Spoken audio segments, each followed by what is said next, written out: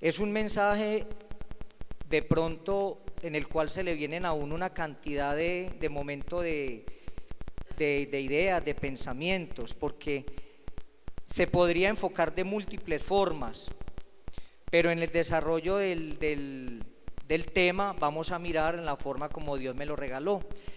Yo, cuando Dios me puso a mí que debía exponer este mensaje, yo dije, pues para mí el libro más interesante es el libro de Génesis, que es el libro de los principios, de los comienzos. Me encanta este libro como referente, amén. Ir al Génesis es ir al comienzo, es ir al principio, a lo que generó, a lo genealógico, o sea, a la lógica o a la razón del ser creado. En este caso, al principio del hombre mismo. No hay otro libro que nos muestre con mayor claridad y exactitud el origen de la familia. Es que no hay otro, sino el libro de Génesis, porque fue allí donde Dios conformó la primera familia, Adán y Eva, a su voluntad, y dice, todo, absolutamente todo fue creado conforme al corazón de Dios. Primero el hombre y luego la mujer, su compañera. ¿Y qué más muestra de amor que Dios se haya dignado crearnos conforme a su imagen para un día poder ser conforme a su semejanza? Y esto lo vemos en Génesis 1:26, porque Él dice, hagamos al hombre conforme a nuestra imagen, conforme a nuestra semejanza. El haber soplado en este cuerpo de barro, en este tabernáculo mortal, de su espíritu, para que fuésemos un alma viviente, realmente a mí me parece un hecho asombroso. Amén. Cualquiera, yo pienso que cualquiera no compartiría la imagen, no compartiría su imagen. Yo quisiera que en algún momento, por algún momento alguien quisiera, yo pues personalmente no quisiera que nadie llevara la imagen mía. Cualquier persona no, excepto un hijo, que los hijos se aman, amén, y son dijéramos carne de nuestra carne y son nuestra sangre. Excepto un hijo mío, yo no quisiera que nadie llevara mi imagen, que dijera, ve, esa persona que va por allá es idéntica a ti, y menos si fuera una persona, un antisocial. Mas sin embargo a Dios le plació en su infinito amor y misericordia compartir su imagen, y más aún nos ha dado promesas para un día llegar a ser conforme a su semejanza. Sí, aunque el hombre casi que desde la creación misma ha abusado de esto y ha desvirtuado esa imagen primigenia o primera en el tiempo, y todo a causa del pecado. Miremos la gravedad del pecado. El hombre ha desfasado, ha desvirtuado esa imagen. Por ello, hablar de la familia conforme al corazón de Dios es hacer de manera recíproca o en ambos sentidos, ¿sí? Hay que mirarla en dos sentidos. De Dios hacia el hombre, en el propósito de Dios, en ese propósito divino para con el hombre, y del hombre hacia Dios, en esa respuesta, en ese propósito o en esa respuesta misma de ese propósito, de que fuimos creados para Dios. Como dice la palabra, fuimos creados en Dios, por Dios y para Dios. Quiere decir que el hombre versus familia, porque el hombre fue creado con ese propósito, no fue creado para que estuviera solo, sino para que tuviera una familia, para que hubiera una esposa, un esposo, y vinieran más adelante los hijos, porque mire que les dijo, henchid y sojuzgar la tierra, ¿sí? Aunque, ¿sí? Entonces con ese versus les decía que el hombre, quiere decir que el hombre versus familia nace del corazón de Dios. La familia es creada por Dios, y su propósito y su fin último es la vida eterna, porque no es acá, es la vida eterna. Por eso vamos a traer la semejanza de Dios. Dice, todos los llamados, en Isaías 43:7 dice, todos los llamados de mi nombre, para la gloria mía, los crié, los formé y los hice. Eso así dice la versión Reina Valera de 1909. Por esto es importantísimo, en primera instancia, tener suma claridad y conocimiento de estos conceptos, para así poder entender el propósito de Dios para con el hombre y la familia misma. Amén. ¿Sí están entendiendo? A ver, los que están entendiendo den gloria a Dios, gloria al Señor. Bueno, que no se me vayan a dormir porque de pronto los arrullo. Amén. Entonces, cuando se aborda este tema, quizá muchos piensan, como les decía de momento, en algunos aspectos aislados, como el amor, la obediencia, la fe, la gracia y otros demás, que si bien hacen parte del tema, pues son componentes, pero no son los principios fundamentales. A mí me gusta mucho hablar de los principios, porque los principios es sobre lo cual está fundada las cosas, sobre lo cual está fundamentado todo. Es como la ley de la gravedad. La ley de la gravedad es un principio que Dios estableció y eso no lo puede cambiar nada ni nadie. Donde quiera que uno vaya, a cualquier parte del universo, hay gravedad. Cambia con referencia a la masa, pero hay gravedad. O sea, eso es un principio, eso es una ley. Los principios se vuelven ley. Amén. Este tema está enfocado en segunda instancia. Bueno, como primera instancia ya vimos el propósito de Dios, que esto no fue un invento de alguien. Entonces, eso como primera instancia. En segunda instancia, a la observación de unos principios o leyes que son inmodificables y que han sido establecidos por Dios de manera clara y precisa. Desde antes de la creación, como leíamos, dice, la familia ha sido un deseo del corazón de Dios, es decir, un sentido, una forma expresa, de tal manera que Él es el diseñador del matrimonio, poniendo al hombre y a la mujer en la tierra para lograr este propósito. Y por eso dice la Escritura: y creó Dios al hombre a su imagen, a imagen de Dios los creó, varón y hembra los creó. Génesis 1:27. Y dice también que estableció la unión del hombre y la mujer. Eso es inmodificable. Él estableció la unión del hombre y la mujer. ¿Sí? Y dice: por tanto, dejará el hombre a su padre y a su madre, y se unirá a su mujer, y serán una sola carne. Génesis 2:24, como ya leíamos en un principio. Y los bendijo Dios y les dijo: fructificad y multiplicaos, llenad la tierra y sojuzgadla y señoread. Y les dio además autoridad y capacidad para tener hijos y para formar así la familia. Amén. Gloria a Dios. Como vemos, son propósitos del corazón de Dios, traducidos en principios naturales. No fue a nadie diferente a Dios que se le haya ocurrido esta idea tan brillante, diseñada con unos propósitos únicos e inmodificables, propósitos que verdaderamente son grandes y sublimes.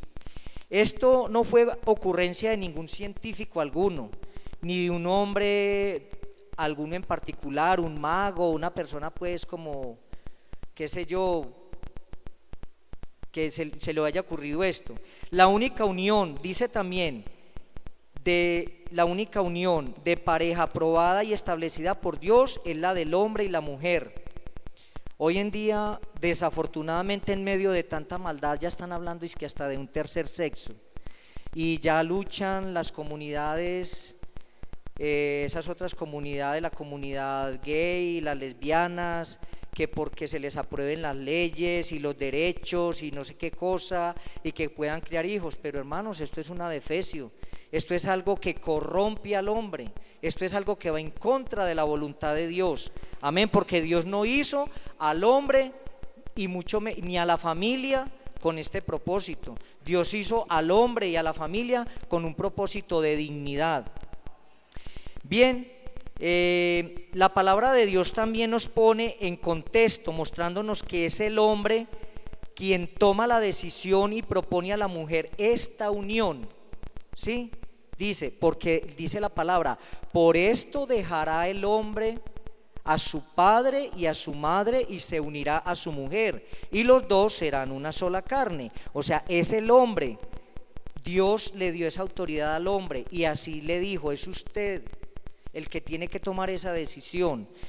Sí, entonces mostrando al varón como cabeza de la mujer y a la familia en el plan y propósito de Dios, porque vio Dios también que esta relación era buena, por eso los bendijo y les dio además autoridad y capacidad para tener hijos y formar una familia. Entendemos esta autoridad, que es una autoridad delegada, o sea que no es una autoridad que nosotros podamos hacer con ella lo que a nosotros se nos venga en gana, porque fue Dios el que se la delegó, se la dio al varón. Amén. Y más sin embargo hoy en día hay muchos que hacen de esta autoridad lo que a ellos les provoca. Ya hoy en día es muy particular ver que una pareja de jóvenes se casan. Yo en la universidad tengo compañeros, amigos, profesores y amigos administrativos que se hacen operar bien jovencitos y dicen, nosotros nos casamos para pasar rico, pero nosotros no queremos tener familia, para pasar bueno, muy rico, viajar, pero qué pereza hijos, ¿para qué compromisos? Entonces lo que tienen es un perrito, 2 gaticos y eso no está bien delante de Dios, porque la instrucción que Dios nos ha dado es otra muy diferente. Amén. Entonces, como vemos aquí la relación, cualquier otra relación de pareja que se quiere establecer fuera de estos parámetros o límites divinos, corrompen al individuo, a la familia y a la sociedad misma. Amén. Ahora vamos a mirar la familia como instrumento determinante en la formación de los hijos y el crecimiento de la pareja. Se dice que la familia es el factor o instrumento más importante y determinante en la formación de la identidad y del carácter del ser humano, tanto en el orden material, moral como espiritual. Es la que lo prepara en la vida para alcanzar sus metas, sus anhelos, su destino y su realización. O también, en otro sentido, puede ser un estorbo, porque hay familias que desafortunadamente no forman a sus hijos como son, inhibiéndolas y torciendo el propósito dado por el Creador, por Dios. Dice, es mayormente la familia quien plasma o imprime el carácter y la personalidad en cada individuo que la conforma de acuerdo a su vivencia y ejemplo de vida. Recordemos que hay un dicho que dice que un ejemplo o una imagen vale más que 1000 palabras. Pero es que las imágenes, ¿de dónde toma uno las imágenes? Las imágenes se forman de los ejemplos, de lo que uno vive, de la cotidianidad. Entonces yo con mi vivencia, como nos decía la hermana Lenis, y no solamente la hermana Lenis, siempre se ha predicado que el ser cristiano más que un hablar, un decir, es un vivir, es un hacer. Amén, gloria al Señor. Entonces nosotros con nuestra forma de vida somos los que estamos formando a nuestros hijos, para bien o para mal. El ejemplo es el que mayormente impacta al ser humano, como les digo, para bien o para mal, siendo los padres los principales protagonistas del ejemplo para nuestros hijos y aún para nuestra pareja misma. Gloria a Dios. Démosle una alabanza al Señor. Gloria a Dios, para que estemos bien despiertos. Gloria al Señor. Bien, estructuralmente la familia está constituida ¿por quién? Por papá, mamá, que son los pilares de esa familia, y los hijos, donde cada uno tiene un rol específico, para unos fines específicos, según el orden establecido por Dios. Gloria al Señor. Papá quiere decir, o padre. ¿Qué es padre? Padre significa destino. Oiga, qué responsabilidad tan grande, tan enorme. Y esto he sacado de un libro que me he estado leyendo, que me lo prestó la hermana Nubia. Padre quiere decir Destino es cuidador, es protector, es curador, es sostén, es soporte. Podría pensarse de alguna manera que de acuerdo a esto, cual el padre, cual sería el destino también de los hijos. Es quien abarca tanto el problema como la solución. Pero cuando yo digo tanto el problema como la solución, no es que nos vamos a convertir en padres problemas, aunque de hecho hay padres problemas en muchos hogares. No, es quien abarca el problema y la solución en el sentido de que nosotros somos los que tenemos que estar ahí en la jugada cuando nuestros hijos están presentando dificultades, problemas de cualquier índole, y también para ayudárselos a resolver, para ayudarles a resolver el conflicto. Amén. Entonces, un padre debe ser íntegro, santo, temeroso de Dios. Debe estar al frente para vigilar la marcha de su familia, abrigarla y defender sus intereses, mayormente la de sus hijos, y dar solución a todas sus necesidades, no solo materiales, sino también espirituales, con el favor de Dios. Él, el padre, es el guardián del hogar, pudiera decirse. Vamos a ver la madre.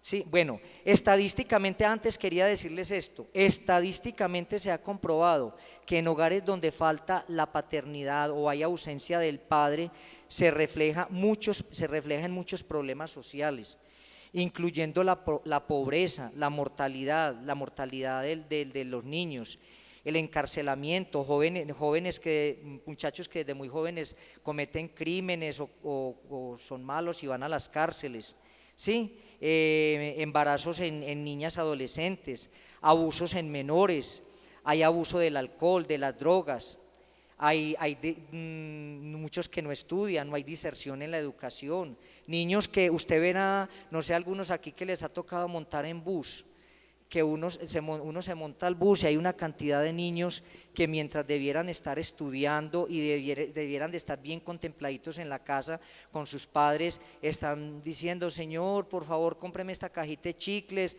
vea, vendiendo confiticos y cositas para ellos poder subsistir. Eso es, a mí me parece, es una infamia, ¿verdad? Y si a nosotros que somos pecadores nos parece una infamia, ¿cuánto más a Dios? ¿Cuánto más al Señor, que no hizo la familia y no nos dio los hijos para que los tuviéramos de esa manera? Entonces, como padres necesitamos aprender el propósito, los principios y las funciones de la verdadera paternidad. Amén. Ahora vamos a ver la mamá, o sea, la madre. Es una ficha clave en la familia y no menos importante que el padre. Es uno de los pilares de esa estructura de pareja. Constituye un elemento fundamental y esencial en la crianza de los hijos.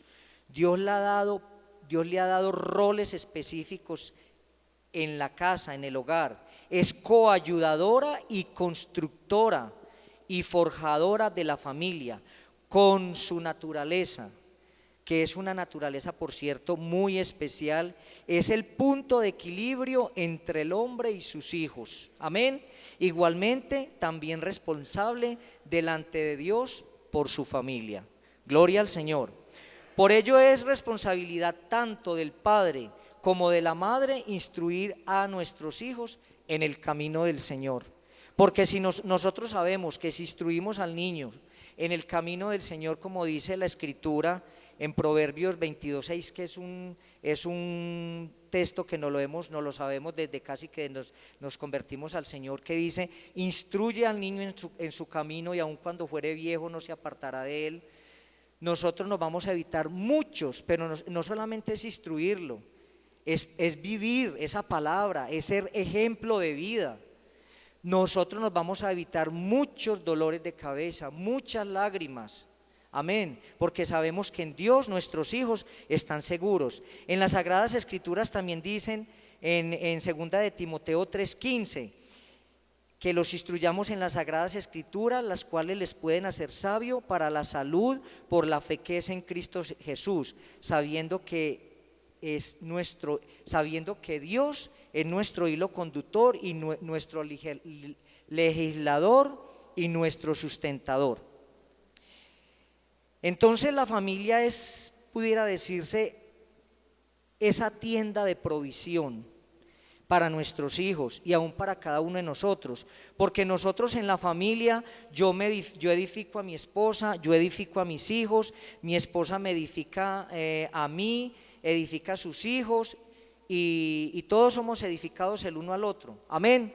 Entonces la familia creada e instituida por Dios es esa tienda de provisión, es ese taller donde se forja a esos miembros para que se preparen para servir a Dios primeramente, después al prójimo y por último a la sociedad. El hombre nace totalmente indefenso y requiere de una atención integral, siendo la espiritual desafortunadamente en muchas ocasiones, sobre todo en los que están en el mundo, la más descuidada, aunque también, con tristeza hay que decirlo, muchas veces en la iglesia hay padres que tienen descuidados a sus hijos y a sus propias familias. Y por eso resulta muchas veces siendo la familia un caos, cosa que Dios nunca ha querido ni quiere. Cargada meramente de muchas veces las familias están llenas de religiosidad porque no han conocido al Dios vivo. En la parte material no se satisfacen con lo necesario para vivir dignamente, sino que sus corazones, como dice la palabra de Dios, están cargados de glotonería, descuidando lo más importante, que es la salvación. Muchas veces sucede que así Dios nos ha bendecido con la casa, con el empleo, bueno, a muchos les ha dado su carrito y mucho bienestar material, pero cada vez quieren tener más y más y más y más. Hermanos, vea, yo no sé, pero yo de un tiempo para acá, sobre todo desde que mi madre falleció, yo le dije al Señor, Señor, de verdad que yo trabajo porque tengo que trabajar y para poder darle sustento a mi familia y mantenerme yo, pero yo dije, Señor, yo creo que yo con lo que usted me ha dado ya es más que justo. ¿Yo para qué voy a atesorar más cosas? Yo pienso que lo más importante es dedicarme al servirle al Señor, meterme en Dios. Pienso yo que uno madurar espiritualmente, tener ese encuentro cada día más y más personal con el Señor, eso es glorioso. Bueno, entonces muchas veces descuidamos la familia y la descuidamos porque, como les digo, nos vamos tras bagatelas del mundo, tras los afanes y la glotonería del mundo, y descuidamos nuestra familia, ¿sí? Dándole mayor peso a esas cosas que a nuestros hijos. Es preocupante ver cómo a medida que crece también por esto la población mundial y aumenta la ciencia, la humanidad se separa más y más de Dios. Aunque esto no es nada nuevo, eso ya está escrito. Dice que la ciencia se aumentará y los hombres irán como locos de un lado para otro, y la maldad aumentará y se están viendo cosas horribles, pero se van a ver cosas aún peores. Amén. Entonces dice que sí, que es realmente preocupante como aumenta, a medida que aumenta la población mundial y aumenta la ciencia, la humanidad se separa más de Dios y aumenta obviamente más el pecado y se deteriora fuertemente la familia, porque entre más distante estemos de Dios, más cerca estamos del mundo y más cerca de los mismos infiernos. Duro decirlo, pero así es, hermanos.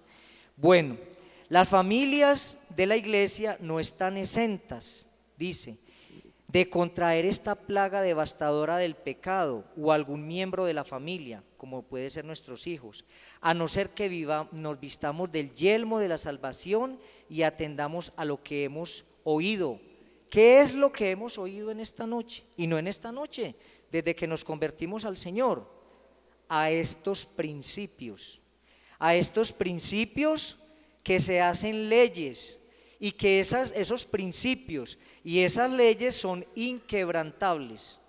Cuando el hombre quebranta esos principios o esas leyes, viene la muerte, viene la hecatombe, viene la plaga, viene la enfermedad, viene la angustia, viene el dolor, viene el llanto, viene todo esto, hermanos. ¿Y qué? Eso se ha visto y se seguirá viendo hasta el final. ¿Por qué? Porque Satanás ha querido de muchas maneras, desde un principio, destruir el propósito de Dios, es decir, las familias y el fin para el cual fueron creadas o constituidas.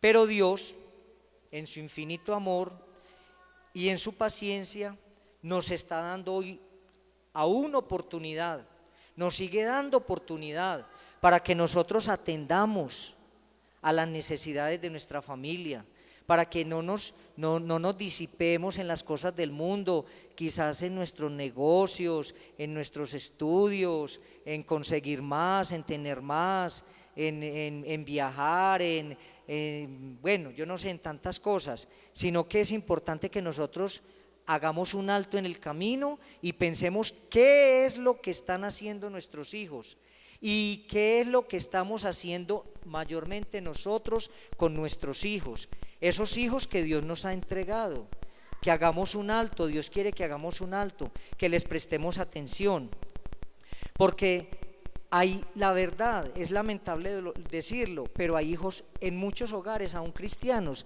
hay hijos huérfanos que no tienen la atención debida de su papá y de su mamá, que muchas veces ellos creen que porque les llevan comida, que porque les dan mucha ropa, que porque les tienen una casa bonita, que porque les tienen un auto, que porque los tienen estudiando en la Universidad Santo Tomás o en yo no sé dónde, en las universidades más costosas, no, ya mi hijo tiene todo. Eso no es todo, eso es la menuda, esa es la añadidura, como dice la palabra de Dios.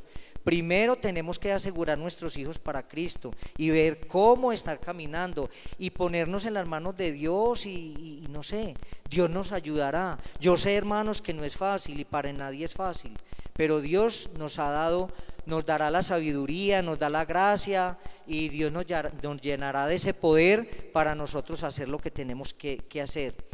Bueno, entonces ahorita ya como para resumir y ir finalizando, hemos visto unos principios de Dios para la familia, que son unos principios que son eje o fundamento de las familias, y son el principio constitucional de la pareja, que es un principio inquebrantable.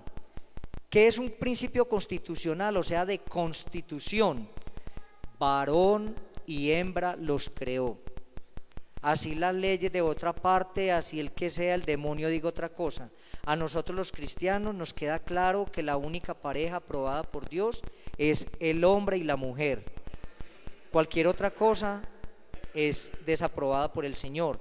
Dice, los bendijo y les dijo fructificad y multiplicaos. En otras palabras les dijo, tened hijos, conservad el género humano, dando a los hijos la debida importancia. Tercero, la pareja constituyente debe conservar la unidad, y ya lo vimos en Génesis 2, 24 y 25. No permite a nadie más. La pareja constituyente no permite un tercero, porque el Señor nada, por eso es una pareja no es de tres, es de dos, y es un hombre y una mujer. Amén. Y dice, por tanto dejará el hombre a su padre y a su madre y se unirá a su mujer y serán los dos una sola carne.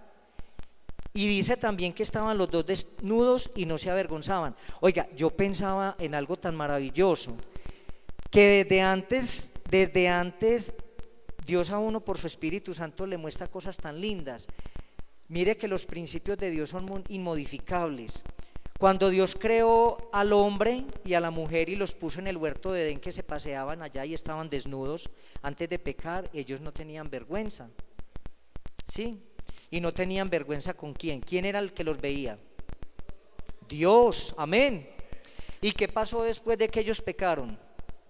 Se vieron desnudos y empezaron a sentir vergüenza, porque ya tenían el pecado encima. Pero ¿qué hizo Dios? Los unió para que conformaran una pareja, varón y hembra, y fueran se los advirtió, una sola carne. Por eso es que el Señor castiga el adulterio de una forma tan fuerte. Lo castiga, es un pecado gravísimo. Y yo haciendo una analogía, a ver, dice dice, y los dos estaban desnudos y no se avergonzaban, pero dice que después que pecaron ellos estaban desnudos y Dios los vistió, pero ya Dios los puso como les dio la pareja, ellos ya fueron pareja, ¿cierto? Y ya tuvieron hijos y no se avergüenzan. A ver, yo de la única que no me avergüenzo, que me vea en, como dicen por ahí, en cueros, es de mi esposa, porque es mi esposa, y yo creo que ella tampoco de mí, y al igual todos los que somos pareja. Nadie se avergüenza de su esposa, y qué esposa se avergüenza de su esposo, pero yo personalmente me avergonzaría que otra mujer me viera desnudo, otra persona, pues si soy un hombre que tengo al Señor y el temor de Dios, el Espíritu Santo de Dios, a no ser de que sea un corrompido, porque la gente del mundo tiene muchas parejas, o parejas no, disparejas, y se unen en yugo desigual y hacen cantidad de cosas vergonzosas, y a ellos no les da vergüenza. ¿Por qué? Porque es que ellos no tienen a Dios. Entonces mire que esta parte del Edén era para antes y aún para después. Gloria al Señor. También otro de estos principios es el sometimiento a la autoridad. Jesucristo es el Señor, es la autoridad superior, es la cabeza de la iglesia, y el hombre es cabeza de la mujer. Por eso es que nosotros tenemos que hacer todo lo que Él nos ha mandado, y sabemos que su voluntad es agradable y es perfecta, es para bien nuestro. Es glorioso hacer la voluntad de Dios. Amén. Otro principio, el quinto, dando siempre el primer lugar a Dios en todo, segundo a nuestra pareja e hijos. Primero, el primer lugar es para Dios, siempre, y el segundo lugar es para nuestra pareja y para nuestros hijos. Amén. Porque pensamos, sí, porque muchas veces no lo hacemos así, pero siempre es ese orden. Sexto, es necesario sacar la esclava de la casa para tener esa bendición de Dios. Muchas veces nosotros no tenemos la bendición en casa, con nuestros hijos, con nuestras esposas, o las esposas con sus esposos, porque hay pecado, hay rebeldía, hay arrogancia, bueno, yo no sé. Y Dios manda que nosotros nos limpiemos de todas esas cosas. Hay que sacar la esclava de la casa, así como Dios se lo ordenó a Abraham. Dios se lo ordenó a Abraham, que sacara a Ismael, su hijo, lo sacara de la casa, aunque era su hijo, pero no era el hijo de la promesa. Y Abraham, con dolor, aunque lo amaba y era su hijo, lo tuvo que sacar para que Dios lo bendijera. Asimismo, hay muchas cosas que de pronto a nosotros nos gustan y no nos queremos desprender de ellas, pero para que Dios bendiga a nuestras familias, a nuestros hijos, nosotros nos tenemos que limpiar de esas cosas, sacar a esa esclava de nuestras casas. Y por último, hacer de nuestro hogar un altar permanentemente para Dios. Esto es un hogar de obediencia a Dios en todo. Y no es, ustedes saben que no son muchos, no es un altar de sacrificios, porque a Dios no le haga tanto los sacrificios, sino que le obedezcamos, que de verdad le amemos a Él de corazón, que lo adoremos en espíritu y en verdad. Y para adorar a Dios en espíritu y en verdad no es simulando de que lo estamos adorando y de emocionalismo, sino que de verdad lo sintamos en nuestra vida, que mueve nuestra alma, que mueve nuestra mente, que se mueve en nuestro corazón, que Él es el que nos alienta a ir, a venir, a hacer, a todo. Que lo adoremos en espíritu y en verdad. Siempre debemos de mantener ese altar vivo, ese altar permanente para Dios en nuestras familias, y eso se va a ver obviamente reflejado aquí en la iglesia. Vamos a tener una congregación más sana, un ambiente de familiaridad espiritual mucho mejor, y vamos a tener la bendición de Dios en todo sentido. Bien, este era el mensaje que les traí, el mensaje que el Señor me regaló. Primeramente el Señor Dios me ha hablado a mí. Le vamos a estar de pie y vamos a darle gracias a Dios, porque yo sé que su palabra nunca vuelve vacía.